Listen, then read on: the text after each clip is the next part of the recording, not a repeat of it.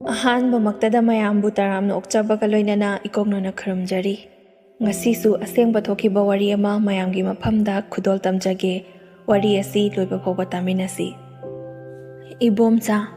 ꯄꯥꯈꯪ ꯑꯣꯏꯔꯤꯉꯩ ꯃꯇꯝꯗꯒꯤꯁꯨ ꯄꯪꯇꯛ ꯁꯨꯛꯇꯛꯅ ꯂꯩꯕ, ꯃꯤꯅ ꯍꯥꯏꯔꯤꯕ ꯃꯈꯩ ꯍꯣꯏ ꯍꯣꯏ ꯍꯥꯏꯗꯨꯅ ꯂꯩꯕ ꯃꯤꯗꯥ ꯑꯃꯅꯤ꯫ ꯇꯜꯂꯦ ꯍꯥꯏꯕꯁꯤ ꯃꯥꯒꯤ ꯃꯁꯥꯗ ꯁꯨꯡꯍꯥꯏ ꯍꯥꯏꯗꯦ꯫ ꯐꯅ ꯂꯨꯕ ꯊꯕꯛ ꯑꯣꯏꯒꯦꯔꯥ ꯑꯔꯥꯏꯕ ꯊꯕꯛ ꯑꯣꯏꯒꯦꯔꯥ, ꯃꯉꯣꯟꯗ ꯍꯥꯏꯔꯕꯗꯤ ꯂꯣꯏꯅꯃꯛ ꯇꯧꯏ ꯈꯪꯕꯒꯤ ꯃꯌꯥꯝꯅꯁꯨ ꯄꯥꯈꯣꯟ ꯁꯤꯕ ꯑꯣꯏꯔꯣ, ꯊꯕꯛ ꯑꯃꯒꯤ ꯃꯔꯝꯗ ꯑꯣꯏꯔꯕꯗꯤ ꯏꯕꯣꯝꯆꯥꯗ ꯍꯥꯏꯔꯕꯗꯤ ꯂꯣꯏꯅ ꯊꯣꯛꯀꯅꯤ ꯍꯥꯏ꯫ ꯄꯪꯒ ꯄꯪꯕꯒ, ꯃꯤꯅ ꯍꯥꯏꯔꯤꯕ ꯃꯈꯩ ꯍꯣꯏ ꯍꯣꯏ ꯍꯥꯏꯕꯒ, ꯊꯕꯛꯁꯨ ꯇꯧꯍꯟꯕ, ꯑꯋꯥꯕ ꯂꯣꯏꯅꯃꯛꯁꯨ ꯇꯧꯍꯟꯕ, ꯑꯗꯨꯒ ꯃꯌꯥꯝꯅ ꯃꯅꯥꯁꯨ ꯊꯥꯕꯤꯗꯕ, ꯑꯄꯪꯕꯅꯤ ꯃꯥꯕꯨ ꯍꯥꯏꯗꯨꯅ ꯍꯦꯛꯇ ꯂꯩꯊꯣꯛꯄꯤꯕ, ꯑꯗꯨꯒꯨꯝꯕ ꯃꯤꯗꯥꯗꯨꯅꯤ꯫ ꯏꯕꯣꯝꯆꯥꯒꯤ ꯃꯆꯤꯟ ꯃꯅꯥꯎ ꯅꯨꯄꯥ 3 ꯑꯃꯗꯤ ꯅꯨꯄꯤ 3ꯅꯤ꯫ ꯃꯇꯝ ꯈꯔꯗꯤ ꯃꯆꯤꯟ ꯃꯅꯥꯎꯁꯤꯡ ꯑꯗꯣ ꯅꯨꯡꯁꯤ ꯆꯥꯟꯅꯅ ꯂꯩꯃꯤꯟꯅꯔꯝꯃꯤ꯫ ꯑꯁꯤꯒꯤ ꯃꯈꯥ ꯇꯥꯔꯛꯄꯗ ꯌꯨꯝ ꯄꯥꯟꯈꯤꯕ ꯌꯥꯎ, ꯂꯨꯍꯣꯡ ꯈꯣꯡꯗꯣꯡꯕ ꯌꯥꯎ꯫ ꯃꯆꯤꯟ ꯃꯅꯥꯎꯁꯤꯡꯗꯣ ꯅꯨꯡꯁꯤ ꯆꯥꯟꯅꯅ ꯂꯩꯔꯝꯕꯗꯒꯤ ꯅꯣꯡꯃ ꯅꯣꯡꯃꯒꯤ ꯇꯣꯈꯥꯏ ꯇꯣꯈꯥꯏ ꯇꯥꯕ ꯍꯥꯏꯕꯗꯣ ꯑꯣꯏꯔꯛꯏ꯫ ꯂꯩꯃꯤꯟꯅꯔꯤꯕ ꯃꯆꯤꯟ ꯃꯅꯥꯎꯁꯤꯡꯗꯣ ꯂꯣꯏꯅꯃꯛ माꯒꯤ ꯃꯌꯨꯝ ꯃꯀꯩ ꯄꯥꯟꯕ ꯂꯣꯏꯁꯤꯜꯂꯗꯨꯅ ꯍꯥꯟꯅ ꯅꯨꯡꯁꯤ ꯆꯥꯟꯅꯅ ꯂꯩꯔꯝꯂꯕꯁꯨ मागी नुपी थीबा, लुहोंग खुंदोंबा, युम पानखिबा तौनारकपदगी तोंगान तोंगान मागी खंगना अदुमक लेंनखी। मतौ असुगुमना इबोमचासु मागी नुपी अंगांगा पुन्ना तोंगाना लei। युमबुदी युमजाउनी, मखोय मयाम अदु युम अदुदा पुलप लेजरबसु मागी का तोंगाली सक्संग पुंदे। मरम असिना इंसांग अहाव अमा थोंबा मतमदा लानबदगी हेन्ना कनानासु कनागी सक्संगदा चंगदुना येंगनबा हाइबदु येंगनदे। मागी थोकपा अदुमक लोइना लei। मौ तरुक्तुसु अदुमंगाई मागी थबक सुफम थोकपा, थबक सुबना खरा सुबा, फी साबा खरना साबा, असंगबदा माना तौगदबा थबक तौदुना लोइना लei। इबोमचा पाखंग ओइरिङैदगी पंक्तक सुतक तौबगा लुहोंगलबा मतुंगदसु हानगी अदुमक ओइरि। युम कई पालबा असि फौबदा नुपीना अदुमक खरा ngамतक लei। मचिन मनाउ 3 की मनुंगदा इबोमचाना ख्वाइदगी पंगी, अदुगा लैरिकसु यामना तमहौदबना सेन थोकपा याबा थबक थीबदा सन लोइबदा तारमी। मयाम्बा अतैदी थबक तौबा यावी, मखादा लैबा मनाउ नुपासिंगसु थबक तौबा ओजा ओइबा कयानी। इबोमचा हिंगनबगी लानफमदा सेन यामना चंगबना मरम ओइरगा मागी नुपीना अंगंबा युमगी थबक इंखांग अमदी फी सादुना पैसा ताली। इबोमचाना सन लोइबा अदु होनादुना अदुम लei। मागी मचाना 3नी, नुपा 1, नुपी 3। इंखलकपा मतमनी। अफफता करीनो खंगद्रिबा इबोमचागी मचानुपी ख्वाइदगी अहन नौना क्लास 9 कारकपता ngairiङैदा चेंदुना लुहोंखी। मतमदुदा चही 53 सुद्रदी युम पानबा याई यादे हाइबगी अथिंगबा अमता लेइतबना इबोमचागी मचानुपी अहल अदु क्लास 9 काबा मतमदा अदुमक लुहोंखी। अंगांग ओइना युम पानबगी हौनबी कोइबा लांगबा चनिंगबा मतमनी। युमगी थबक इंखांग सुदुना लैयु हाइबदी यादे। मागी नुपाना कोइबा चलगा माना युमदा अदुमक लैयु हाइबा। असिगुम्बा वफमदगी तत्तना खना चैनबसु कया अमनी। अदुबु इबोमचा मतै मनाउ संगदुना मचानुपी वखन ताद्रिबा अदुबु थेमजिनबी कयारक हन्ना मपामदा खनरे हाइदुना लाई। अदुबु अदुमक सावबा फरकांदा थाई। युम पानगनी हाइदुना पानख्रबनी, मीगी मयुमदा लैख्रबनी, ngamnaba adumak palu haiduna machanupi ado them nauduna adumak thai। मदुदा सुयादे मागी फनबा मनिंग थुंगनबा होनबदा इबोमचा अवाबा अमनी। युमदा लेहौरिबा मचासिंग अदुगिबु होनगद्रा, yum पानख्रबा मचानुपी अहनगिबु होनगद्रा यामना Y. अंगांग ओइबना मपुंगनिंग फाथबा पेनबा होनबसु मागी नुपादुना हैरमलोय। ngauningbा लांगनिंगबा मतमनी, नुपागिदी बन लैते अदुमक चटखिनी। खनरबसु साउनरबसु अमा अमुक थीगे हायरकनी। मांगहौगदौरिबसे मचानुपीनी खंदुना इबोमचागी मतै मनाउ चंगदुना मचानुपी अदुबु यामना कन्ना थेम नौदुना होनजै। मनेंबोक मकुबोकनसु अंगांगनी खंदुना लुना चाना तौजै। अदुमक ओइरबसु मतै मनाउ खनरकपा वा ngangbada का हेंजिनरकपा हाइबसिदी महौसानी। नेमकुना फना यामना लुना चाना तौरबसु वांगांग संगांगदा थक्सी खासी बेबार लेरक्त्रबदी अंगांगनी हाइदुना मखोइसु नुसिबा अदो ꯅꯣꯡꯃ ꯅꯣꯡꯃꯒꯤ ꯑꯗꯨꯝ ꯍꯟꯊꯔꯛꯏ꯫ ꯃꯔꯝ ꯑꯁꯤꯅ ꯈꯟꯅꯕ ꯈꯨꯗꯤꯡꯒꯤ ꯃꯄꯥꯝꯗꯁꯨ ꯆꯠꯄꯒ ꯍꯟꯗꯛꯇꯤ ꯀꯧꯔꯔꯣꯏ, ꯃꯁꯥꯅ ꯂꯥꯛꯆꯔꯒ ꯂꯥꯛꯆꯔꯦ ꯍꯥꯏꯗꯨꯅ ꯃꯈꯣꯏꯁꯨ ꯀꯧꯕ ꯁꯨꯡꯂꯥꯛ ꯂꯥꯛꯈꯤꯗꯦ꯫ ꯏꯕꯣꯝꯆꯥꯒꯤ ꯃꯇꯩ ꯃꯅꯥꯎꯁꯨ ꯃꯆꯥꯅꯨꯄꯤꯅ ꯇꯧꯔꯤꯕꯗꯨ ꯑꯃꯨꯔꯛ ꯑꯅꯤꯔꯛꯇ ꯅꯠꯇ꯭ꯔꯦ꯫ ꯌꯥꯝꯅ ꯇꯣꯏꯅ ꯇꯣꯏꯅ ꯇꯧꯕ ꯊꯕꯛ ꯑꯃ ꯑꯣꯏꯕꯅ ꯃꯈꯣꯏꯁꯨ ꯉꯥꯛ ꯂꯩꯇꯅ ꯃꯆꯥꯅꯨꯄꯤ ꯑꯗꯨ ꯊꯤꯟꯕ ꯏꯀꯥꯏꯗꯨꯅ ꯍꯟꯗꯛꯇꯤ ꯃꯇꯝ ꯈꯔ ꯂꯩꯔꯁꯅꯨ, ꯋꯥꯈꯜ ꯃꯄꯨꯡ ꯐꯥꯔꯒ ꯒ꯭ꯌꯥꯟ ꯇꯥꯔꯒ ꯃꯔꯥꯏ ꯆꯠꯆꯔꯅꯤ ꯍꯥꯏꯗꯨꯅ ꯑꯗꯨꯃꯛ ꯊꯝꯃꯤ꯫ ꯃꯆꯥꯅꯨꯄꯤ ꯑꯍꯜ ꯑꯗꯨꯅꯁꯨ ꯍꯟꯗꯛꯇꯤ ꯃꯥꯅ ꯂꯥꯛꯂꯤꯕꯗꯣ ꯁꯨꯡꯆꯠ ꯆꯠꯂꯔꯣꯏ, ꯅꯣꯏꯅ ꯀꯔꯤꯒꯨꯝꯕ ꯑꯩ ꯊꯤꯜꯂꯕꯁꯨ ꯃꯊꯪꯗꯗꯤ ꯑꯁꯤꯕ ꯍꯛꯆꯥꯡ ꯑꯣꯏꯅ ꯊꯦꯡꯅꯔꯒꯅꯤ, ꯑꯁꯤꯒꯨꯝꯕ ꯃꯃꯥ ꯃꯄꯥꯗ ꯀꯤꯒꯗꯕ ꯇꯥꯕꯗ ꯇꯨ ꯆꯨꯡꯕ ꯋꯥꯍꯩ ꯀꯌꯥ ꯍꯥꯏꯕꯗꯒꯤ ꯏꯕꯣꯝꯆꯥꯅꯁꯨ ꯊꯤꯟꯕ ꯉꯝꯗꯗꯨꯅ ꯑꯗꯨꯃꯛ ꯂꯩꯍꯜꯂꯤ꯫ ꯂꯨꯍꯣꯡꯂꯨꯏ ꯌꯨꯝ ꯄꯥꯜꯂꯨꯏ ꯍꯥꯏꯕꯒꯤ ꯃꯉꯣꯟꯗ ꯀꯔꯤꯃꯇ ꯑꯍꯣꯡꯕ ꯂꯩꯇꯦ꯫ ꯍꯥꯟꯅꯒꯤ ꯃꯇꯧꯒꯨꯝꯅ ꯃꯃꯥꯟꯅꯕꯤꯁꯤꯡ ꯑꯗꯨꯒ ꯀꯣꯏꯕ ꯂꯥꯡꯕ ꯆꯠꯄ, ꯈꯪꯒꯥꯎ ꯁꯦꯠꯇꯨꯅ ꯃꯥꯅ ꯇꯧꯅꯤꯡꯕꯇ ꯇꯧꯕ, ꯑꯁꯤꯒꯨꯝꯕ ꯃꯑꯣꯡ ꯃꯇꯧ ꯑꯁꯤ ꯃꯃꯥꯅꯗꯤ ꯂꯩꯀꯥꯏ ꯑꯗꯨꯒꯤ ꯃꯃꯥꯡꯗ ꯌꯥꯖꯅꯤꯡꯗꯕꯅꯤ꯫ ꯂꯦꯝꯅ ꯂꯤꯔꯤ ꯈꯣꯏꯔꯤꯅ ꯌꯨꯝꯒꯤ ꯊꯕꯛ ꯏꯪꯈꯥꯡ ꯇꯧꯗꯨꯅ ꯂꯩꯍꯟꯅꯤꯡꯉꯤ꯫ ꯑꯗꯨꯕꯨ ꯃꯆꯥꯅꯨꯄꯤ ꯑꯗꯨ ꯉꯥꯡꯅꯕ ꯌꯥꯝꯅ ꯋꯥꯏ꯫ ꯍꯧꯖꯤꯛ ꯃꯇꯝꯒꯤ ꯑꯉꯥꯡꯁꯤꯡꯒꯤ ꯑꯅꯝꯅ ꯃꯔꯣꯜ ꯑꯃ ꯀꯜꯂꯤꯕ, ꯑꯍꯜ ꯂꯃꯟꯁꯤꯡꯅ ꯍꯥꯏꯕꯅ ꯃꯔꯣꯜ ꯑꯃ ꯏꯟꯗ꯭ꯔꯤꯕ, ꯃꯈꯣꯏꯅ ꯑꯅꯤꯡꯕ ꯑꯄꯥꯝꯕꯗꯨꯗꯒ ꯇꯧꯗꯨꯅ ꯂꯩ꯫ ꯑꯗꯨꯕꯨ ꯌꯨꯝ ꯄꯥꯜꯂꯨꯏ ꯂꯨꯍꯣꯡꯂꯨꯏ ꯈꯪꯕ ꯃꯤꯑꯣꯏ ꯈꯔꯅ ꯀꯣꯏꯕꯤꯗ꯭ꯔꯕꯁꯨ ꯈꯪꯗ꯭ꯔꯤꯕ ꯃꯤꯁꯤꯡꯅꯗꯤ ꯂꯩꯁꯥꯕꯤꯒꯨꯝꯅ ꯇꯒꯠ ꯇꯦꯛꯅ ꯐꯤꯕꯝ ꯀꯔꯤꯁꯨ ꯍꯣꯡꯗꯕ ꯑꯗꯨꯗ ꯅꯨꯡꯁꯤ ꯄꯥꯝꯃꯤ ꯍꯥꯏꯗꯨꯅ ꯈꯪꯅꯕꯁꯨ ꯀꯌꯥꯅꯤ꯫ ꯑꯗꯨꯕꯨ ꯑꯑꯣꯏ ꯇꯥꯅ ꯇꯁꯦꯡꯅ ꯅꯨꯡꯁꯤꯅꯔꯕ ꯃꯇꯨꯡꯗ ꯀꯨꯏꯁꯤꯜꯂꯛꯂꯕꯗꯤ ꯋꯥꯔꯤ ꯂꯩꯇꯕꯗꯒꯤ ꯀꯅꯥꯅꯣ ꯀꯔꯤꯅꯣ ꯍꯥꯏꯗꯨꯅ ꯊꯤꯒꯠꯅꯔꯛꯄ ꯑꯃꯗꯤ ꯃꯃꯥ ꯃꯄꯥꯁꯤꯡꯅ ꯃꯆꯥꯅꯨꯄꯥ ꯑꯗꯨꯕꯨ ꯀꯔꯥꯏꯗꯒꯤ ꯅꯨꯄꯤ ꯀꯣꯏꯔꯤꯒꯦ, ꯀꯅꯥꯒ ꯈꯪꯅꯔꯤ ꯍꯥꯏꯗꯨꯅ ꯃꯃꯥꯟꯅꯕꯁꯤꯡꯗ ꯍꯪꯗꯨꯅ ꯃꯧ ꯅꯨꯄꯤ ꯑꯣꯏꯗꯣꯔꯤꯕ ꯑꯗꯨꯒꯤ ꯃꯔꯝꯗ ꯊꯤꯒꯠꯂꯛꯄꯗ ꯏꯕꯣꯝꯆꯥꯒꯤ ꯃꯆꯥꯅꯨꯄꯤ ꯑꯍꯟ ꯌꯨꯝ ꯄꯥꯜꯂꯨꯔꯕ ꯂꯨꯍꯣꯡꯂꯨꯔꯕ ꯅꯨꯄꯤ ꯑꯗꯨ ꯀꯣꯏ ꯍꯥꯏꯕ ꯇꯥꯕꯗꯒꯤ ꯃꯃꯥ ꯃꯄꯥꯅ ꯁꯥꯎꯗꯨꯅ ꯇꯣꯛꯍꯟꯕꯁꯨ ꯀꯌా ꯑꯃꯅꯤ꯫ ꯌꯥꯝꯅ ꯂꯥꯞꯄ ꯃꯐꯝꯗ ꯑꯣꯏꯔꯕꯁꯨ ꯈꯪꯅ ꯆꯥꯟꯅꯕ ꯃꯔꯤ ꯃꯇꯥ ꯂꯩꯕꯗꯨꯗ ꯍꯪꯂꯒ ꯄꯥꯎ ꯂꯣꯏꯅ ꯈꯪꯅꯔꯤꯕ ꯉꯥꯛꯇꯅꯤ꯫ ꯐꯣꯟꯒꯤ ꯖꯨꯒꯅꯤ꯫ ꯑꯗꯨꯅ ꯃꯥꯅ ꯀꯣꯏꯅꯕ ꯅꯨꯄꯥ ꯈꯨꯗꯤꯡꯃꯛ ꯀꯨꯏꯅ ꯁꯥꯡꯅ ꯑꯃꯠꯇ ꯀꯣꯏꯅꯗꯦ, ꯌꯨꯝ ꯄꯥꯜꯂꯨꯔꯦ ꯍꯥꯏꯕ ꯈꯪꯕꯗꯒꯤ ꯂꯣꯏꯅ ꯇꯣꯛꯈꯤ꯫ ꯑꯁꯨꯝꯅ ꯃꯃꯥꯟꯅꯕꯤꯁꯤꯡ ꯑꯗꯨꯒ ꯄꯨꯟꯕꯗꯤ ꯂꯦꯞꯇꯦ, ꯑꯗꯨꯕꯨ ꯅꯨꯄꯥ ꯑꯃꯃꯨꯛ ꯈꯪꯅ ꯅꯨꯄꯥ ꯃꯁꯤꯡ ꯌꯥꯝꯅ ꯈꯪꯅꯩ꯫ ꯃꯥꯒ ꯍꯥꯟꯅ ꯂꯨꯍꯣꯡꯗꯨꯅ ꯂꯩꯃꯤꯟꯅꯔꯨꯔꯤꯕ ꯅꯨꯄꯥ ꯑꯗꯨꯁꯨ ꯅꯨꯄꯤ ꯀꯣꯏ ꯍꯥꯏꯕ ꯄꯥꯎ ꯇꯥꯏ꯫ ꯃꯥꯅ ꯇꯧꯕꯗꯤ ꯌꯥꯔꯒ ꯑꯩꯅ ꯇꯧꯕꯗꯤ ꯀꯩꯗꯧꯕꯒꯤ ꯌꯥꯔꯣꯏꯗ꯭ꯔꯤꯅꯣ ꯍꯥꯏꯕꯒꯤ ꯃꯇꯥꯒꯨꯝꯅ ꯃꯈꯣꯏ ꯑꯅꯤ ꯃꯨꯛꯅꯩ꯫ ꯏꯕꯣꯝꯆꯥꯒꯤ ꯃꯆꯥꯅꯨꯄꯤ ꯑꯅꯤ ꯁꯨꯕ ꯑꯁꯤꯁꯨ ꯃꯆꯦꯒ ꯇꯨꯡꯗ ꯃꯥꯡꯗ ꯈꯛꯇꯅꯤ꯫ ꯃꯆꯦꯅ ꯀ꯭ꯂꯥꯁ 9 ꯀꯥꯕ ꯃꯇꯝꯗ ꯃꯥꯅ 8 ꯀꯥꯍꯧꯕꯅꯤ꯫ ꯑꯗꯨꯕꯨ ꯍꯧꯖꯤꯛꯇꯤ ꯃꯆꯦꯅ ꯌꯨꯝ ꯄꯥꯟꯈ꯭ꯔꯦ, ꯂꯨꯍꯣꯡꯈ꯭ꯔꯤꯕ ꯃꯇꯝ ꯑꯁꯤ ꯐꯅꯗꯤ ꯀꯨꯏꯁꯤꯜꯂꯛꯂꯦ꯫ ꯃꯅꯥꯎꯅꯨꯄꯤ ꯑꯁꯤꯗꯤ ꯀ꯭ꯂꯥꯁ 10 ꯊꯥꯕ ꯂꯣꯏꯔꯒ 11-12 ꯀꯥꯔꯛꯄ ꯃꯇꯝꯅꯤ꯫ ꯅꯨꯄꯥ ꯅꯍꯥ ꯄꯥꯎ ꯃꯔꯛꯇ ꯐꯥꯎꯅꯕ, ꯅꯨꯡꯁꯤꯕ ꯄꯥꯝꯕ ꯐꯥꯎꯔꯛꯄ ꯃꯇꯝ ꯍꯥꯏꯕꯗꯨꯅꯤ꯫ ꯃꯥꯒꯤꯁꯨ ꯏꯟꯈꯠꯂꯛꯄ ꯃꯇꯝ ꯑꯣꯏꯕꯅ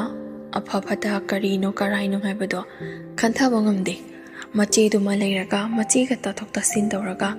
ꯅꯨꯄꯥꯅ ꯍꯥꯏꯔꯛꯄꯕꯨ ꯑꯣꯏꯔꯣ, ꯅꯨꯡꯁꯤ ꯄꯥꯝꯃꯤ ꯈꯪꯅ ꯆꯥꯟꯅꯕꯕꯨ ꯑꯣꯏꯔꯣ, ꯑꯐ ꯐꯠꯇ ꯈꯨꯗꯤꯡꯃꯛ ꯍꯥꯏꯕꯁꯤ ꯃꯆꯤꯟ ꯃꯅꯥꯎ ꯑꯅꯤꯗꯣ ꯇꯥꯟꯅꯔꯒ ꯇꯧꯒꯗꯕꯗꯨ ꯃꯆꯦꯗꯣ ꯉꯟꯇꯥꯅ ꯃꯌꯨꯝ ꯄꯥꯟꯈꯤꯕꯒꯤ ꯑꯇꯩ wafamgi ꯑꯣꯏꯔꯕꯗꯤ ꯏꯃꯥ ꯏꯄꯥꯗ ꯍꯧꯗꯣꯛꯂꯕꯁꯨ ꯉꯝꯒꯗꯕꯅꯤ꯫ ꯑꯗꯨꯕꯨ ꯁꯤꯒꯨꯝꯕ ꯅꯨꯄꯤꯒꯤ ꯈ꯭ꯋꯥꯏꯗꯒꯤ ꯃꯔꯨꯑꯣꯏꯕ ꯇꯥꯡꯀꯛ ꯑꯁꯤꯗꯗꯤ ꯏꯃꯥ ꯏꯄꯥꯗ ꯍꯥꯏꯕ ꯏꯀꯥꯏꯗꯕ ꯀꯥꯡꯕꯨ ꯈꯔꯅ ꯍꯥꯏꯖꯔꯕꯁꯨ ꯑꯌꯥꯝꯕꯅꯗꯤ ꯃꯃꯥ ꯃꯄꯥꯗ ꯑꯃꯠꯇ ꯍꯥꯏꯒꯟꯗꯦ, ꯇꯨꯃꯤꯟꯅ ꯂꯣꯠꯅ ꯇꯧꯅꯕ ꯉꯥꯛꯇꯅꯤ꯫ ꯑꯗꯨꯅ ꯃꯆꯦꯗ ꯍꯥꯏꯒꯗꯕꯗꯨꯁꯨ ꯌꯨꯝ ꯄꯥꯟꯗꯨꯅ ꯃꯤꯒꯤ ꯃꯌꯨꯝꯗ ꯂꯩꯈꯤꯕꯅ ꯃꯕꯥꯅꯤꯒꯤ ꯃꯔꯛꯇ ꯈꯤꯇꯪ ꯒꯦꯞ ꯂꯩꯕ ꯑꯗꯨꯅ ꯃꯆꯦꯗ ꯍꯥꯏꯕ ꯏꯀꯥꯏꯕꯒꯤ ꯃꯥꯁꯨ ꯃꯊꯟꯒꯗ ꯇꯨꯃꯤꯟꯅ ꯑꯗꯨꯃꯛ ꯈꯪꯅꯖꯩ꯫ ꯑꯗꯨꯕꯨ ꯃꯈꯣꯏꯅ ꯑꯣꯏꯔꯤꯕ ꯆꯍꯤ ꯃꯇꯥꯡ ꯑꯗꯨꯗ ꯅꯨꯄꯥ ꯀꯣꯏꯅꯔꯝꯒꯅꯤ ꯍꯥꯏꯕꯁꯤꯗꯤ ꯃꯃꯥꯅꯁꯨ ꯈꯪꯉꯤ, ꯃꯆꯦꯅꯁꯨ ꯈꯪꯉꯤ꯫ ꯑꯗꯨꯅ ꯃꯥꯅ ꯍꯥꯏꯔꯛꯄ ꯉꯥꯏꯗꯅ ꯃꯃꯥꯅ ꯅꯣꯡꯃ ꯇꯨꯃꯤꯟꯅ ꯍꯪꯉꯤ꯫ ꯑꯍꯥꯟꯕꯗꯗꯤ ꯍꯥꯏꯗꯣꯛꯎ ꯍꯥꯏꯕ ꯌꯥꯔꯝꯗꯦ, ꯑꯗꯨꯝ ꯍꯪꯖꯤꯜꯂꯛꯄ ꯍꯦꯟꯃꯟꯕꯗꯒꯤ ꯀꯩꯗꯧꯗꯣꯏꯅꯣ, ꯏꯃꯥꯈꯣꯏ ꯁꯣꯟꯅ ꯈꯪꯉꯛꯀꯗꯕ ꯂꯩꯔꯕꯁꯤꯕꯨ ꯍꯥꯏꯗꯨꯅ ꯃꯥꯅ ꯈꯪꯅꯔꯤꯕ ꯅꯨꯄꯥ ꯑꯗꯨꯒꯤ ꯃꯔꯝꯗ ꯃꯃꯥꯗ ꯑꯃꯠꯇ ꯆꯤꯊꯗꯅ ꯂꯣꯏꯅ ꯍꯥꯏꯔꯝꯃꯤ꯫ ꯃꯃꯥ ꯃꯄꯥ ꯍꯥꯏꯕꯁꯤꯗꯤ ꯃꯆꯥꯕꯨ ꯀꯔꯥꯏꯗ ꯀꯔꯤ ꯁꯣꯏꯈꯤꯒꯗꯒꯦ ꯍꯥꯏꯗꯨꯅ ꯃꯥꯅ ꯈꯪꯅ ꯆꯥꯟꯅꯔꯤꯕ ꯅꯨꯄꯥ ꯑꯗꯨ ꯑꯐꯕꯔ ꯐꯠꯇꯕ꯭ꯔꯥ ꯍꯥꯏꯅ ꯌꯦꯡꯊꯣꯛꯄꯁꯤ ꯃꯃꯥ ꯑꯣꯏꯕꯤꯁꯤꯡꯒꯤ ꯑꯆꯧꯕ ꯊꯧꯗꯥꯡ ꯑꯃꯅꯤ꯫ ꯑꯗꯨꯕꯨ ꯃꯇꯝ ꯈꯔꯒꯤ ꯃꯇꯨꯡꯗ ꯃꯃꯥꯅ ꯃꯥꯒ ꯈꯪꯅꯔꯤꯕ ꯅꯨꯄꯥ ꯑꯗꯨ ꯇꯣꯛꯅꯧ ꯍꯥꯏꯗꯨꯅ ꯈꯪꯍꯥꯏ ꯍꯥꯏꯔꯛꯄꯗ ꯃꯆꯥꯅꯨꯄꯤ ꯑꯗꯨ ꯌꯥꯝꯅ ꯉꯛꯏ꯫ ꯑꯗꯨꯒ ꯀꯔꯤ ꯃꯔꯝꯒꯤ ꯍꯥꯏꯔꯛꯂꯤꯕꯅꯣ ꯍꯥꯏꯗꯨꯅꯁꯨ ꯃꯄꯨꯛꯅꯤꯡꯗ ꯈꯟꯖꯩ꯫ ꯃꯃꯥꯅꯗꯤ ꯋꯥ ꯃꯈꯥ ꯇꯥꯗꯅ ꯄꯥꯎ ꯐꯥꯎꯅꯕ ꯂꯦꯞꯄꯨ ꯍꯥꯏꯗꯨꯅ ꯑꯗꯨꯃꯛ ꯍꯥꯏ꯫ ꯀꯔꯤ ꯃꯔꯝꯒꯤꯅꯣ ꯍꯥꯏꯗꯨꯅ ꯍꯪꯂꯨꯔꯕꯁꯨ ꯑꯩꯅ ꯇꯣꯛꯅꯧ ꯍꯥꯏꯕꯗꯤ ꯇꯣꯛꯅꯧ, ꯋꯥ ꯃꯈꯥ ꯇꯥꯔꯛꯀꯅꯨ, ꯅꯪꯅ ꯍꯥꯏꯕ ꯉꯝꯗ꯭ꯔꯒꯅ ꯅꯨꯄꯥꯗꯨꯗ ꯐꯣꯟ ꯇꯧ, ꯏꯃꯥ ꯍꯥꯏꯒꯦ ꯍꯥꯏꯗꯨꯅ ꯃꯃꯥꯅ ꯐꯣꯟ ꯇꯧꯍꯜꯂꯤ꯫ ꯑꯗꯨꯒ ꯅꯨꯄꯥ ꯑꯗꯨꯗ ꯊꯤꯅ ꯉꯥꯡꯈꯤ꯫ ꯅꯨꯄꯤ ꯑꯉꯥꯡ ꯂꯩꯔꯕ ꯅꯪꯅ ꯑꯩ ꯏꯆꯥ ꯀꯔꯤꯁꯨ ꯈꯪꯖꯗ꯭ꯔꯤꯕꯁꯤꯗ ꯅꯝ ꯍꯥꯗꯨꯅ ꯗꯝꯀꯥ ꯇꯧꯔꯒ ꯏꯆꯥꯅꯨꯄꯤꯕꯨ ꯐꯥꯒꯦ ꯍꯥꯏꯗꯨꯅ ꯈꯜꯂꯤꯕꯗꯣ ꯃꯃꯥ ꯑꯩꯅ ꯈꯪꯂꯣꯏ ꯍꯥꯏꯗꯨꯅ ꯈꯪꯕ꯭ꯔꯥ? ꯅꯔꯦꯡ ꯅꯃꯥꯟꯅꯕ ꯅꯣꯏꯒ ꯆꯍꯤ ꯂꯣꯡꯒꯥ ꯑꯣꯏꯕꯗꯁꯨ ꯀꯣꯏꯕ ꯅꯠꯇꯕ ꯑꯉꯥꯡ ꯑꯁꯤꯗ ꯈꯪꯉꯔꯣꯏ ꯃꯇꯥꯒꯨꯝꯅ ꯉꯥꯏꯍꯥꯛꯀꯤ ꯑꯅꯤꯡꯕ ꯑꯄꯥꯝꯕ ꯄꯥꯡꯊꯣꯛꯅꯕꯒꯤꯗꯃꯛꯇ ꯑꯉꯥꯡ ꯑꯁꯤꯗ ꯃꯤꯊꯦꯝ ꯇꯧꯔꯤꯕꯅꯤꯅꯦ꯫ ꯌꯥꯝꯅ ꯊꯨꯅ ꯑꯊꯨꯕ ꯃꯇꯝꯗ ꯇꯣꯛꯎ, ꯅꯠꯇ꯭ꯔꯕꯗꯤ ꯃꯈꯥ ꯇꯥꯔꯛꯄꯗꯅꯦ ꯑꯐꯕ ꯑꯣꯏꯔꯣꯏ꯫ ꯑꯁꯤꯒꯨꯝꯕ ꯑꯀꯟꯕ ꯋꯥꯍꯩꯁꯤꯡ ꯍꯥꯏꯗꯨꯅ ꯅꯨꯄꯥ ꯑꯗꯨꯗ ꯉꯥꯡꯈꯤ꯫ ꯃꯃꯥꯅ ꯉꯥꯡꯂꯤꯕ ꯋꯥ ꯑꯗꯨ ꯃꯆꯥꯅꯨꯄꯤ ꯑꯗꯨꯅ ꯃꯪꯒ ꯆꯞ ꯃꯥꯟꯅꯩ꯫ ꯀꯔꯤꯅꯣ ꯃꯥꯅ ꯅꯍꯥꯟꯗꯒꯤ ꯈꯪꯅꯔꯤꯕ ꯅꯨꯄꯥꯗꯨ ꯅꯨꯄꯤ ꯑꯉꯥꯡ ꯂꯩꯕ ꯅꯨꯄꯥꯅꯤ ꯍꯥꯏꯗꯨꯅ ꯏꯃꯥꯅ ꯉꯥꯡꯂꯤꯕꯁꯦ ꯍꯥꯏꯗꯨꯅ ꯐꯣꯟ ꯑꯗꯨ ꯊꯝꯈ꯭ꯔꯕ ꯃꯇꯨꯡꯗ ꯃꯃꯥ ꯑꯗꯨꯅ ꯃꯆꯥꯅꯨꯄꯤ ꯑꯗꯨꯗꯁꯨ ꯒ꯭ꯌꯥꯟ ꯇꯥꯅꯕꯒꯤꯗꯃꯛꯇ ꯋꯥꯐꯝ ꯈꯨꯗꯤꯡꯃꯛ ꯂꯣꯏꯅ ꯍꯥꯏ꯫ ꯃꯥꯒ ꯈꯪꯅꯔꯤꯕ ꯅꯨꯄꯥ ꯑꯗꯨ ꯃꯇꯨ ꯃꯆꯥ ꯂꯩꯔꯕ ꯅꯨꯄꯥ ꯑꯃꯈꯛꯅꯤ꯫ ꯑꯗꯨꯒꯤ ꯏꯃꯥꯅ ꯁꯥꯎꯅꯤꯡꯗꯨꯅ ꯅꯨꯄꯥ ꯑꯗꯨꯗ ꯉꯥꯡꯂꯤꯕꯅꯤ꯫ ꯅꯪꯕꯨ ꯐꯍꯟꯅꯤꯡꯕꯒꯤ ꯉꯥꯡꯕꯅꯤ꯫ ꯅꯪꯒ ꯀꯣꯏꯅꯕ ꯅꯨꯄꯥ ꯏꯃꯥꯅ ꯊꯨꯒꯥꯏ ꯍꯥꯏꯗꯨꯅ ꯅꯪ ꯏꯃꯥꯗ ꯁꯥꯎꯒꯅꯨ꯫ ꯍꯌꯦꯡ ꯇꯨꯡ ꯀꯣꯏꯅ ꯅꯆꯦꯁꯤꯃꯁꯨ ꯂꯩꯉꯥꯎ ꯊꯤꯉꯥꯎꯒꯤ ꯃꯇꯝꯗ ꯃꯌꯨꯝ ꯄꯥꯜꯂꯨꯔꯒ ꯌꯨꯝꯁꯤꯗ ꯍꯜꯂꯛꯇꯨꯅ ꯂꯩꯔꯦ꯫ ꯅꯪꯁꯨ ꯑꯃꯨꯛ ꯑꯗꯨꯝꯅ ꯇꯧꯔꯅꯤ ꯍꯥꯏꯗꯨꯅ ꯏꯃꯥꯅ ꯁꯦꯟꯅꯕꯅꯤ꯫ ꯀꯩꯗꯧꯒꯦ ꯏꯕꯦꯝꯃ, ꯅꯨꯡꯁꯤꯕ ꯑꯃ ꯀꯥꯏꯅꯕꯗ ꯑꯗꯨꯛꯀꯤ ꯃꯇꯤꯛ ꯄꯨꯛꯅꯤꯡ ꯍꯟꯊꯒꯗꯕ ꯅꯠꯇꯦ꯫ ꯅꯨꯡꯁꯤꯕ ꯑꯃ ꯀꯥꯏꯅꯔꯕꯁꯨ ꯆꯥꯝꯃ ꯆꯥꯝꯃ ꯂꯥꯛꯈꯤꯅꯤ꯫ ꯅꯨꯄꯤ ꯑꯉꯥꯡ ꯊꯤꯔꯕ ꯉꯥꯎꯁꯤꯟꯅꯕ ꯅꯨꯄꯥꯗ ꯂꯩꯒꯗꯕꯒꯤ ꯁꯔꯨꯛꯄꯨꯗꯤ ꯂꯥꯏꯔꯕ ꯑꯣꯏꯖꯁꯅꯨ, ꯄꯠꯇꯠꯄ ꯑꯣꯏꯖꯁꯅꯨ, ꯏꯆꯥꯒꯤꯗꯤ ꯅꯪꯕꯨ ꯊꯃꯣꯏ ꯁꯦꯡꯅ ꯅꯨꯡꯁꯤꯕꯤꯕ ꯄꯠꯇꯠꯄ ꯂꯥꯏꯔꯕ ꯅꯨꯄꯥ ꯑꯣꯏꯔꯕꯁꯨ ꯏꯃꯥ ꯀꯔꯤꯁꯨ ꯍꯥꯏꯔꯣꯏ꯫ ꯋꯥꯐꯝ ꯑꯗꯨ ꯃꯃꯥꯅ ꯇꯔꯥꯏ ꯇꯔꯥꯏ ꯍꯥꯏꯖꯔꯝꯂꯕꯁꯨ ꯏꯕꯣꯝꯆꯥꯒꯤ ꯃꯆꯥꯅꯨꯄꯤ ꯑꯅꯤꯁꯨꯕ ꯑꯗꯨꯅꯗꯤ ꯊꯥꯡꯕ ꯉꯝꯗꯕ, ꯄꯨꯕ ꯊꯥꯡꯕ ꯉꯝꯗꯕ ꯆꯩꯅꯥ ꯀꯌꯥ ꯑꯃ ꯃꯥꯌꯣꯛꯅꯔꯤ꯫ ꯅꯨꯡꯁꯤꯅꯕ ꯑꯃ ꯀꯥꯏꯅꯕ ꯍꯥꯏꯕꯁꯦ ꯀꯌꯥꯒꯤ ꯃꯇꯤꯛ ꯋꯥꯏ ꯍꯥꯏꯕꯗꯣ ꯅꯨꯡꯁꯤꯅꯔꯤꯕ ꯀꯥꯏꯅꯕ ꯃꯤ ꯈꯛꯇꯅ ꯈꯪꯕ ꯉꯝꯒꯅꯤ꯫ ꯑꯍꯥꯟꯕꯗꯗꯤ ꯈꯥꯡꯕ ꯌꯥꯝꯅ ꯋꯥꯔꯝꯃꯤ꯫ ꯅꯣꯡꯃ ꯍꯧꯈꯤ, ꯅꯤꯅꯤ ꯍꯧꯈꯤ, ꯅꯨꯄꯤ ꯑꯉꯥꯡ ꯂꯩꯔꯝꯂꯦꯒ ꯍꯥꯏꯕꯗꯨꯒ ꯍꯥꯟꯅ ꯅꯨꯡꯁꯤꯔꯤꯕ ꯑꯗꯨꯗ ꯁꯥꯎꯅꯤꯡꯕꯅꯦ ꯀꯔꯤꯅꯦ ꯇꯞꯅ ꯇꯞꯅ ꯑꯗꯨꯃꯛ ꯀꯥꯎꯊꯣꯛꯈꯤ꯫ ꯁꯤꯝ ꯑꯗꯨꯁꯨ ꯃꯃꯥꯅ ꯍꯥꯏꯕ ꯅꯨꯃꯤꯠ ꯑꯗꯨꯗ ꯂꯧꯊꯣꯛꯇꯨꯅ ꯊꯨꯗꯦꯛꯈ꯭ꯔꯕꯅꯤ꯫ ꯂꯩꯁꯥꯕꯤ ꯃꯆꯥꯅꯤ, ꯋꯥꯈꯜ ꯅꯨꯡꯉꯥꯏꯖꯗ꯭ꯔꯕꯁꯨ ꯃꯃꯥꯟꯅꯕꯤ ꯉꯥꯏꯍꯥꯛ ꯂꯣꯏꯅꯕ ꯑꯇꯩ ꯑꯇꯣꯞꯄ ꯀꯌా ꯑꯃꯁꯨ ꯍꯥꯏꯔꯛꯏ꯫ ꯃꯌꯥꯝꯁꯤꯡ ꯑꯗꯨꯒꯤ ꯃꯔꯛꯇꯒꯤ ꯑꯐꯕ ꯑꯃ ꯈꯜꯂꯒ ꯈꯪꯅꯖꯩ꯫ ꯍꯟꯗꯛ ꯈꯪꯅꯔꯤꯕ ꯅꯨꯄꯥ ꯑꯗꯨꯗꯤ ꯌꯥꯝꯅ ꯐꯩ, ꯏꯪ ꯇꯞꯄꯤ, ꯁꯦꯜꯁꯨ ꯌꯥꯝꯅ ꯄꯥꯏ, ꯑꯗꯨꯅ ꯃꯃꯥꯈꯣꯏꯅꯁꯨ ꯂꯣꯏꯅ ꯌꯥꯏ꯫ ꯑꯗꯨꯝꯅ ꯃꯆꯥꯅꯨꯄꯤ ꯑꯗꯨꯗꯤ ꯃꯐꯝ ꯈꯪꯉꯅꯤ, ꯃꯆꯦꯗꯧꯅ ꯇꯧꯔꯔꯣꯏ ꯍꯥꯏꯗꯨꯅ ꯃꯃꯥꯅꯁꯨ ꯍꯔꯥꯎꯖꯩ꯫ ꯃꯤꯉꯣꯟꯗꯕꯨꯗꯤ ꯋꯥꯔꯤ ꯁꯥꯗꯦ꯫ ꯃꯤ ꯑꯇꯩ ꯑꯇꯣꯞꯄꯗ ꯍꯥꯏꯔꯨꯗ꯭ꯔꯒꯁꯨ ꯏꯃꯨꯡ ꯃꯅꯨꯡꯗ ꯂꯩꯃꯤꯟꯅꯔꯤꯕ ꯃꯆꯤꯟ ꯃꯅꯥꯎ, ꯃꯃꯥ ꯃꯣꯏ ꯃꯁꯦꯟ ꯋꯥꯔꯤ ꯁꯥꯟꯅꯗꯨꯅ ꯑꯐ ꯐꯠꯇ ꯀꯔꯤꯅꯣ ꯍꯥꯏꯕ ꯇꯥꯊꯣꯛ ꯇꯥꯁꯤꯟ ꯇꯧꯏ꯫ ꯑꯗꯨꯕꯨ ꯃꯆꯥꯅꯨꯄꯤ ꯌꯥꯏꯃ ꯑꯗꯨꯅ ꯍꯟꯗꯛ ꯈꯪꯅꯔꯤꯕ ꯅꯨꯄꯥ ꯑꯗꯨ ꯌꯥꯝꯅ ꯐꯩ ꯍꯥꯏꯕꯗු ꯃꯆꯦ ꯑꯗꯨꯁꯨ ꯈꯪꯉꯤ꯫ ꯃꯅꯥꯎꯅꯨꯄꯤꯒ ꯈꯪꯅꯔꯤꯕ ꯅꯨꯄꯥ ꯑꯗꯨꯗ ꯃꯆꯦ ꯑꯗꯨꯅ ꯃꯥꯒꯤ ꯐꯣꯇꯣ ꯑꯗꯨ ꯊꯥꯖꯤꯟꯗꯨꯅ ꯅꯨꯄꯥ ꯑꯗꯨꯕు ꯃꯥꯒ ꯀꯣꯏꯅꯅꯕꯒꯤꯗꯃꯛꯇ ꯍꯣꯠꯅꯔꯤ꯫ ꯃꯆꯤꯟ ꯃꯅꯥꯎ ꯑꯣꯏꯖꯔꯕꯁꯨ ꯃꯈꯣꯏ ꯑꯅꯤ ꯃꯁꯛꯇꯤ ꯃꯆꯦꯗꯨꯅ ꯌꯥꯝꯅ ꯍꯦꯜꯂꯤ ꯐꯖꯕ, ꯃꯅꯥꯎꯅꯨꯄꯤ ꯑꯗꯨꯗꯤ ꯀꯩꯁꯨ ꯌꯥꯝꯅ ꯃꯁꯛ ꯐꯖꯕ ꯍꯥꯏꯕꯗꯨ ꯅꯠꯇꯦ꯫ ꯑꯗꯨꯅ ꯃꯔꯝ ꯑꯣꯏꯔꯒ ꯃꯆꯦꯒꯤ ꯐꯣꯇꯣ ꯑꯗꯨ ꯍꯦꯛ ꯎꯕ ꯃꯇꯝꯗ ꯅꯨꯄꯥ ꯑꯗꯨꯅ ꯃꯥꯕꯨ ꯁꯣꯏꯗꯅ ꯄꯥꯝꯒꯅꯤ, ꯉꯥꯎꯒꯅꯤ ꯍꯥꯏꯕ ꯈꯪꯉꯤ꯫ ꯃꯅꯥꯎꯅꯨꯄꯤ ꯑꯗꯨꯅ ꯑꯐꯕ ꯅꯨꯄꯥ ꯑꯣꯏꯈ꯭ꯔꯦ ꯍꯥꯏꯕꯒꯤ ꯃꯉꯣꯟꯗ ꯀꯂꯛꯆꯕ ꯈꯝꯃꯟꯖꯕ ꯑꯗꯨꯅ ꯅꯨꯄꯥ ꯑꯗꯨꯕꯨ ꯃꯥꯅ ꯃꯨꯜꯂꯒ ꯀꯣꯏꯅꯕꯒꯤꯗꯃꯛꯇ ꯐꯣꯇꯣ ꯑꯗꯨ ꯃꯅꯥꯎꯅꯨꯄꯤꯒꯤ ꯍꯧꯖꯤꯛ ꯈꯪꯅꯔꯤꯕ ꯅꯨꯄꯥ ꯑꯗꯨꯗ ꯋꯥꯆꯞꯇ ꯃꯥꯒꯤ ꯐꯣꯇꯣ ꯊꯥꯖꯤꯟꯗꯨꯅ ꯅꯨꯄꯥ ꯑꯗꯨꯒ ꯃꯥꯒ ꯇꯨꯃꯤꯟꯅ ꯄꯥꯎ ꯐꯥꯎꯅꯩ꯫ ꯑꯃꯗꯤ ꯃꯅꯥꯎꯅꯨꯄꯤ ꯑꯗꯨꯅ ꯍꯥꯟꯅ ꯇꯧꯔꯝꯕ ꯃꯑꯣꯡ ꯃꯇꯧ ꯑꯗꯨ ꯍꯣꯡꯉꯛꯄ, ꯑꯉꯥꯡ ꯁꯉꯥꯡ ꯃꯥꯟꯅꯔꯛꯇꯕ ꯑꯍꯣꯡꯕ ꯀꯌా ꯎꯕ ꯐꯪꯕꯗꯒꯤ ꯅꯨꯄꯥ ꯑꯗꯨ ꯀꯩꯗꯧꯔꯕꯅꯣ ꯍꯥꯏꯗꯨꯅ ꯈꯜꯂꯤ꯫ ꯃꯈꯣꯏ ꯑꯅꯤꯒꯤ ꯃꯔꯛꯇ ꯇꯣꯏꯅ ꯇꯣꯏꯅ ꯈꯠꯅ ꯆꯩꯅꯕꯁꯨ ꯀꯌా ꯑꯃ ꯊꯣꯛꯏ꯫ ꯃꯈꯣꯏ ꯑꯅꯤ ꯊꯥꯖꯅꯕꯒꯤ ꯃꯇꯨꯡ ꯏꯟꯅ ꯑꯃꯨꯔꯛ ꯑꯅꯤꯔꯛ ꯎꯅꯕ ꯃꯇꯝꯗ ꯑꯆꯦꯠꯄ ꯃꯔꯤꯁꯨ ꯂꯩꯈ꯭ꯔꯕꯅꯤ꯫ ꯃꯁꯤꯅ ꯃꯅꯥꯎꯅꯨꯄꯤ ꯑꯗꯨꯅ ꯅꯨꯄꯥ ꯑꯗꯨ ꯃꯥꯒꯤ ꯃꯐꯝꯗꯒꯤ ꯀꯥꯟꯅꯕ ꯑꯣꯏꯖꯕ ꯂꯧꯔꯒ ꯂꯩꯊꯣꯛꯈꯤꯒꯗꯣꯔꯦ ꯈꯟꯕꯗꯨꯅ ꯃꯥꯕꯨ ꯃꯤꯔꯥꯏꯔꯤꯕ, ꯇꯣꯛꯅꯔꯁꯦ ꯍꯥꯏꯔꯛꯂꯤꯕꯗꯨ ꯀꯔꯤꯒꯤꯅꯣ ꯍꯥꯏꯗꯨꯅ ꯌꯥꯝꯅ ꯀꯨꯞꯅ ꯊꯤꯖꯤꯜꯂꯤ꯫ ꯃꯃꯩꯊꯪꯗ ꯅꯨꯄꯥ ꯑꯗꯨꯒꯤ ꯃꯃꯥꯟꯅꯕꯁꯤꯡꯒꯤ ꯃꯔꯛꯇꯒꯤ ꯑꯩꯈꯣꯏ ꯑꯅꯤ ꯃꯆꯤꯟ ꯃꯅꯥꯎꯅꯤ ꯍꯥꯏꯕ ꯈꯪꯗꯕ ꯑꯃꯅ ꯃꯥꯗꯤ ꯍꯟꯗꯛ ꯅꯨꯄꯤ ꯑꯃ ꯀꯣꯏ, ꯑꯩꯈꯣꯏꯒ ꯎꯅꯕꯁꯨ ꯇꯣꯏꯅ ꯇꯣꯏꯅ ꯑꯃꯨꯔꯛ ꯑꯅꯤꯔꯛꯇꯤ ꯆꯠꯂꯦ, Nang khangbre ngo ai photo thabirake haiduna hauji khangnei haiduna mamanabana hairakliba nupi adugi photo adu manau nupi aduda thasilai photo adu hek uba matamda yamna ngakpa amadi masada tawphom khangdaba phungatpa ama fawi maram mamanaba aduna tharakliba photo adu maga hek pominariba machi adugini makhoi masen imung manu nupa phai phate haiduna wari sanabaduda machi aduna magi phone dagi number adu lokthoklaga lona thomna pau phongnabani haiba mana khanglakpadagi machedasu mamadasu haidabida mathanikata chara kayama heli aduga magi ahongagliba phibam adu mamana khanglakpadagi ngang chaiba haurakhi mama aduna khalubana nupa ama kainabagi damakta nangna chara helaga nasana nasawa hanjaribado karigino haiduna mamana ngangbani adubu somdadi mana maga nusinariba nupa adu machena munduna koikibagi penjadabagi haiba ngamjadabagi chara helibani awaba khangjaribani haibadudi mamana khanglamde thau haiba yaraktaba masa sontarakpa ngaduda leiriba mi amadaga wari sanadaba loina tinaraktaba angaubi amagumna leirakpa adudagi mama adusu machagi madaw adu yengba ngamdaduna sauningba hemambadagi fazana haiba yaraktaduna phuba chaiba kaya amasu tawrakhi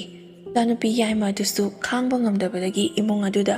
kana amatada hairamdabida tumina lona chenthuraktuna mamanabigi mayumda loli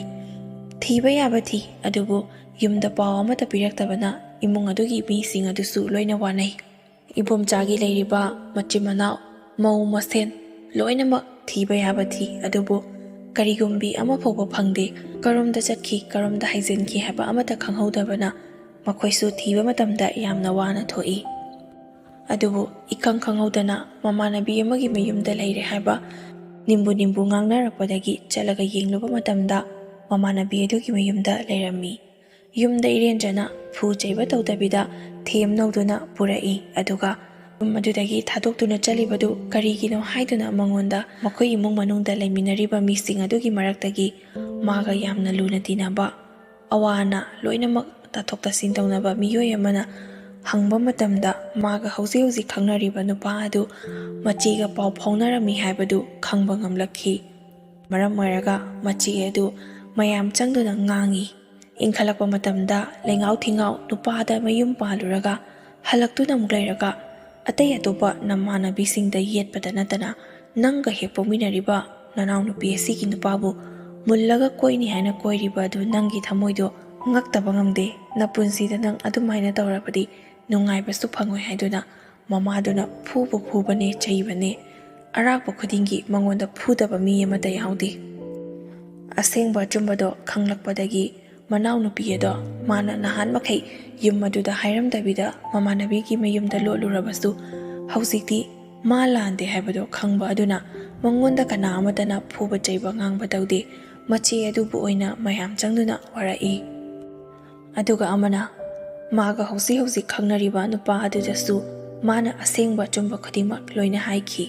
madugi makha tarakpada nupa adu machi manauni haiba khangbadagi machanupi yaima aduga achetpa mari su leikhrabανina makhoi ani mayam sangduna hainaraga nupa aduda jelanki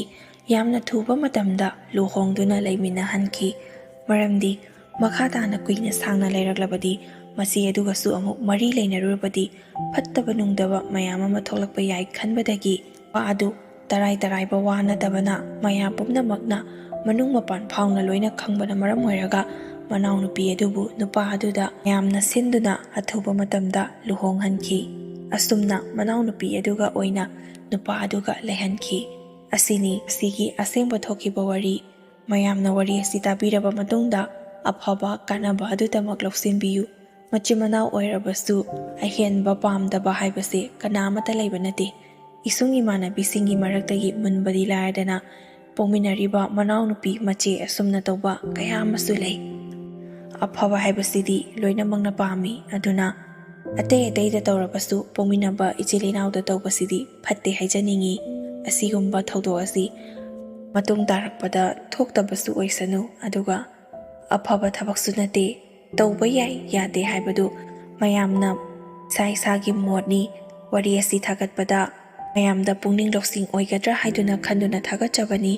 ꯑꯐꯕ ꯀꯥꯟꯅꯕ ꯑꯗꯨꯗꯃꯛ ꯂꯧꯁꯤꯟꯕꯤꯔꯒ ꯐꯠꯇꯕ ꯊꯕꯛ ꯇꯧꯔꯕꯗꯤ ꯃꯃꯩꯊꯪꯗ ꯐꯠꯇꯕ ꯑꯃꯥꯡꯕ ꯈꯛꯇ ꯑꯣꯏ ꯍꯥꯏꯕꯁꯤ ꯈꯪꯃꯤꯟꯅꯁꯤ ꯍꯥꯏꯗꯨꯅ ꯊꯥꯒꯠꯆꯕꯅꯤ꯫ ꯃꯁꯤꯒꯤꯗꯃꯛꯇ ꯃꯌꯥꯝꯅ ꯋꯥꯔꯧꯕꯤꯔꯣꯏ꯫ ꯂꯣꯏꯁꯤꯜꯂꯛꯄꯗ ꯂꯣꯏꯕ ꯐꯥꯎꯕ ꯇꯥꯕꯤꯔꯤꯕ ꯈ꯭ꯋꯥꯏ ꯈꯨꯗꯤꯡꯃꯛꯄꯨꯁꯨ ꯑꯃꯨꯛꯀ ꯍꯟꯅ ꯏꯀꯣꯛꯅꯅ ꯈꯨꯔꯨꯝꯖꯔꯤ꯫ ꯃꯁꯤꯒꯤ ꯋꯥꯔꯤ ꯑꯁꯤꯒꯨꯝꯕ ꯄꯨꯛꯅꯤꯡ ꯂꯧꯁꯤꯡ ꯑꯣꯏꯒꯗꯕ ꯋꯥꯔꯤ ꯀꯌꯥ ꯑꯃ ꯂꯦꯞꯇꯅ ꯊꯥꯒꯠꯄ ꯉꯝꯕ ꯑꯣꯏꯖꯒꯦ꯫ ꯃꯌꯥꯝꯅꯁꯨ ꯁꯄꯣꯔꯠ ꯇꯧꯕꯤꯌꯨ꯫ ꯃꯌꯥꯝꯒꯤ ꯁꯄꯣꯔꯠꯇꯒꯤ ꯂꯦꯞꯇꯅ ꯊꯥꯒꯠꯄ ꯉꯝꯕ ꯑꯣꯏꯖꯒꯦ ꯍꯥꯏꯖꯕꯒ ꯂꯣꯏꯅꯅ ꯉꯁꯤꯒꯤꯗꯤ ꯃꯇꯥꯡ ꯑꯁꯤꯗ ꯂꯣꯏꯁꯤꯟꯖꯔꯒꯦ꯫